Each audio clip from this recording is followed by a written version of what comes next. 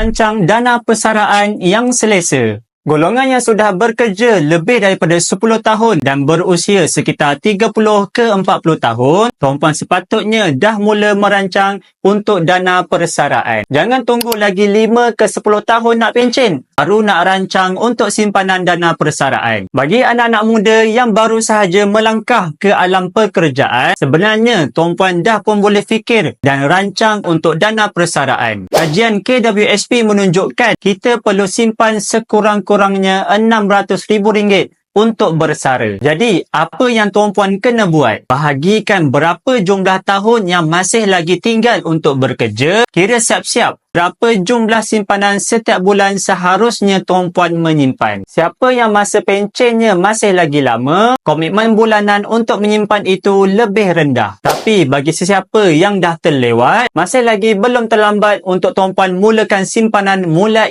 hari ini. Bagi tuan-puan yang nak pastikan simpanan cepat bertambah, boleh mulakan dengan simpanan emas 999 dengan bimbingan dealer yang terlatih seperti saya. Bagi tuan-puan yang ingin mengukuhkan kewangan dengan simpanan emas bersama Pak Bigul, boleh tengok pin video tutorial di profil. InsyaAllah saya bantu sebaiknya.